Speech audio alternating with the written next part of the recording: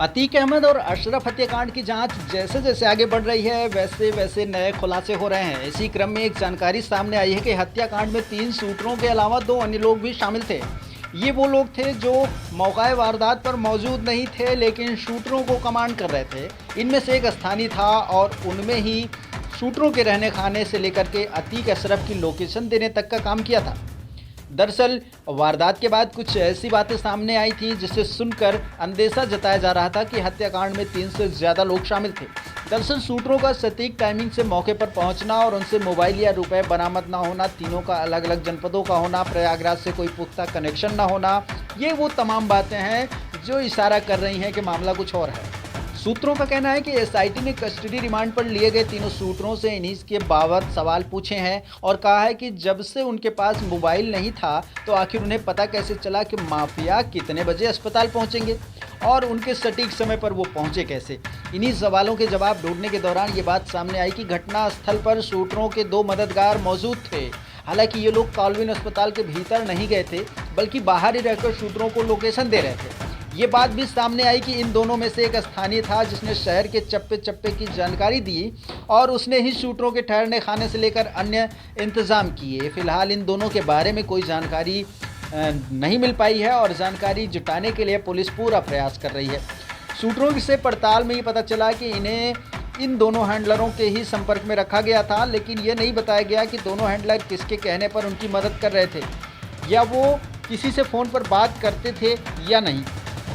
कहा जा रहा है कि हैंडलर के पकड़े जाने के बाद ही पता चल सकेगा कि उनका आका कौन है और किसके कहने पर उन्होंने शूटरों की मदद की। दोनों हैंडलर एक दिन पहले ही शूटर के साथ ही थे। वह उस दिन भी कॉल्विन अस्पताल के पास मौजूद थे जब अतीक और अशरफ को मेडिकल के लिए ले जाया गया था। हालांकि तब मीडियाकर्मी की भीड़ ज़्यादा होने के कारण उन्हें अपना प्लान बदलना पड़ा था। इसके बाद वो बिना वारदात को अंजाम दिए ही वहाँ से वापस लौट गए थे। शूटरों के बारे में ये भी पता चला है कि वो अतीक अशरफ की कस्टडी रिमांड मंजूर होने के बाद प्रयागराज पहुंचे थे, जिसके बाद उन्होंने धूमनगंज थाने के आसपास भी रेकिंग की।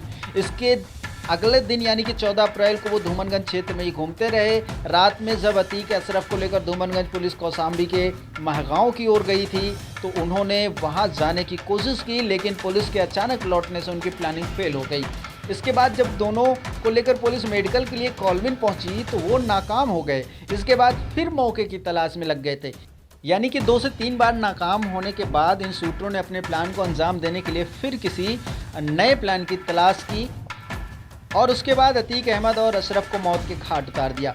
सूत्रों का कहना है कि कस्टडी रिमांड में अतीक अशरफ की हत्या के बाद पुलिस फूंक फूंक कर कदम रख रही है और इसी क्रम में शूटरों की सुरक्षा के विशेष इंतजाम किए गए हैं। यहाँ तक कि उन्हें मेडिकल के लिए भी बाहर नहीं ले जाया जा रहा है। मेडिकल के लिए डॉक्टरों की टीम पुलिस लाइन में ही बुलाई जा रही है और उनकी जांच की जा रही है। कुल मिलाकर देखें तो नित्य नए खुलासों के बीच अतीक और अशरफ हत्याकांड की नई गुत्थियाँ सामने आ रही हैं, जिनको लेकर पुलिस के साथ साथ एसटीएफ में भी अच्छी खासी कन्फ्यूज़न देखी जा रही है।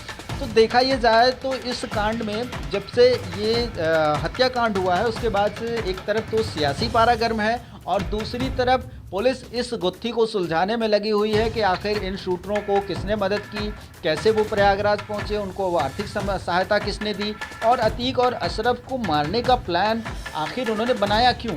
आखिर उनसे क्या ऐसी दुश्मनी थी कि उन्होंने मौके पर पहुंचकर इस तरह की ताबड़तोड़ गोलीबारी की, जिसको लेकर के अब कानून व्यवस्था पर भी सवाल उठाए जा रहे हैं।